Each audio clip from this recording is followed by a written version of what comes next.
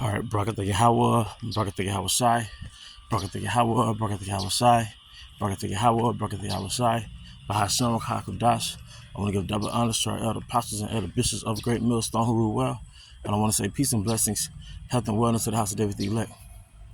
All right, today I want to go into a topic entitled The Importance of Bridging the Gap of Our Heritage. The importance of bridging the gap of our heritage. What do I mean by that?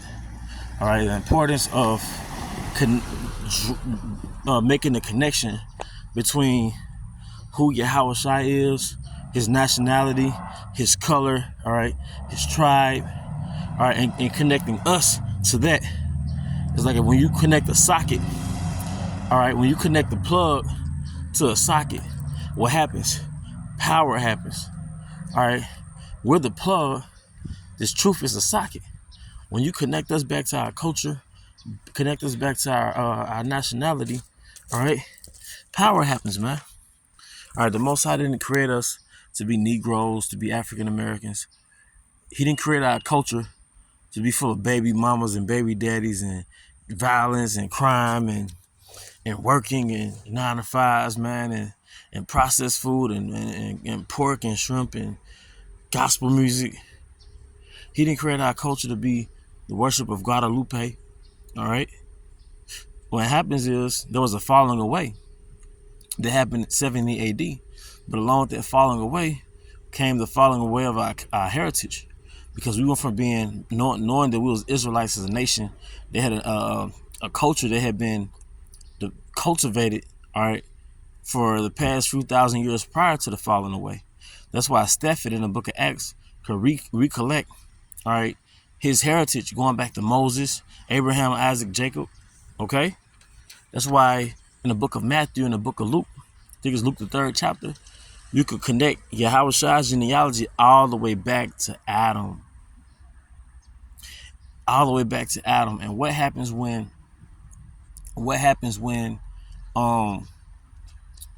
you are connected to your culture? Power. All right. That's why other nations, they have a certain level of self-esteem because they have thousands of years of history that they are connected to. All right, so some people may ask, what's the benefit or what's the purpose of caring or knowing about who you are? It's power, man. Because if you don't know you're an Israelite, then you have a low self-esteem by default. Because if you don't know you're an Israelite, then by default you're going to accept your role in this cultural construct and in the social construct. You're going to accept your substandard, your subpar role, your subservient role.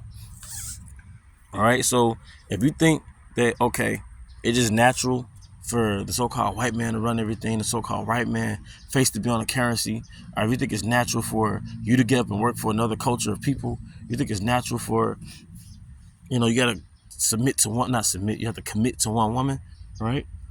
Or you think the woman is some goddess or whatever, man, or you think your God is a so-called white man, that even on a subconscious level, you've already submitted to a subservient position in this world, man. It tells you in Psalm 82:6, I say that you are gods, man. I said that you are gods. And this is not just some abstract term of endearment. We really are gods in the sense that we're judges, because we have the laws of Yahweh Bashmal Shai to judge the earth. And the laws of Yahweh Bashmal Shai that make us an image unto Yahweh Bashmal Shai, which is why Abba willing is us, we get those new bodies, and we're really being the split image of Yahweh. All right.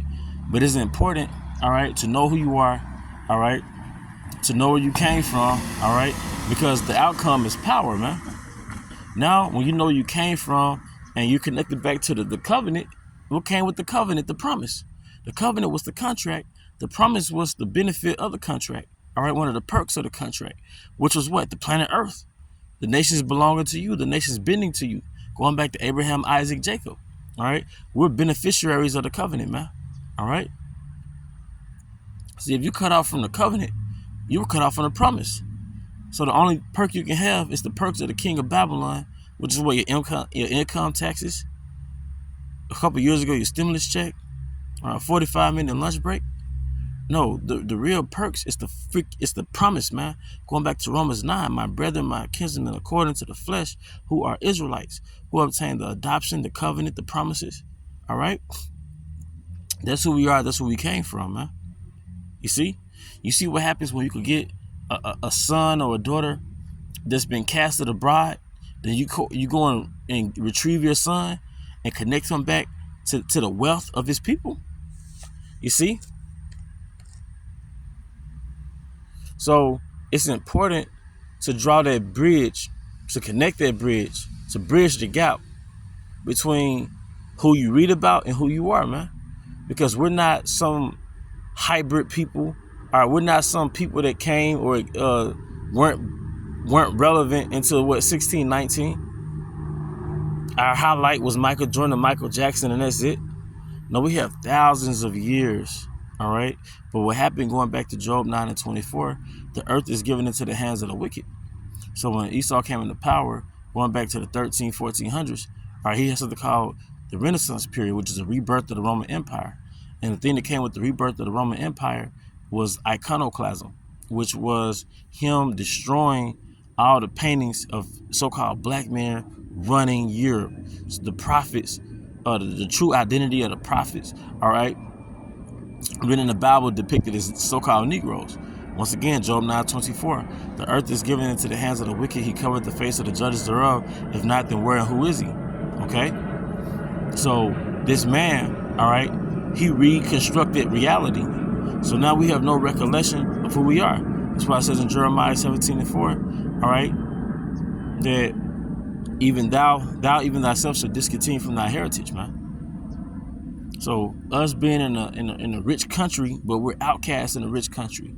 All right, we're the poor man, all right, in this rich country, all right? We're the poor man in this rich country, man. You know, you go into a corner store where Jake lives, it's heathen there, man. And it only really exists where there's Jake, all right? All right, as it says in the scriptures, we have drunken our water for wine. Our wood is sold unto us. Esau, the heathen selling Lucy's and extorting them, taking things out of the pack and then oversell it, overprice it. All right. And you might say, well, who cares? I care, because now we have no power. We can't even do business with ourselves, man. Most of these banks in America are not so-called black-owned banks, man. And even if there were, you're using your enemy's currency, man. See, not only do I want power, I want sovereignty. Not only do I want sovereignty, I want power, man. Is Israel a servant? Is he a homeborn slave? Why is he spoiled, man? What happens when you have a servant that's born into captivity? The nigga ain't got no recoil, man. He ain't got no kickback. He was born and raised in the captivity, so he has no desire to be free, man. All right? So we was born in Babylon. We was born into this captivity. Therefore, Jake is in a sunken place, man. But going back, when you wake up to your nationality and you blow the dust off the scriptures, and the Most High use the scriptures as a mirror to show you who you really are, then that lion is resurrected back in your spirit, man. And it's like a lion. All right, you want to conquer territory, man. Or you want power, not through carnality, but through the spirit and energy of Yahweh Bashim outside, man. Okay? But it all starts with the remembrance. That's why it says in the scriptures, I will therefore put you into remembrance, though you once knew this, man. Okay? So there's an importance to bridging the gap, all right, between who you read about and who you are. Because you get the sense of being significant. You become significant, man. All right, you feel significant, and you have a higher expectation. And the king of Babylon doesn't want Israelites in his kingdom remembering who they are and having a desire, all right, to conquer the world, man. All right. But hey, with that, I want to draw this to a closing. Once again, I want to give all honor and glory to Yahweh Bashim Shai Bashim Chakabdash. The honor to our elder apostles and elder bishops of Great Millstone who rule well. Peace and blessings, health and wealth to the house of David the elect. Abba Baal, Kumasha Allah, Shalom.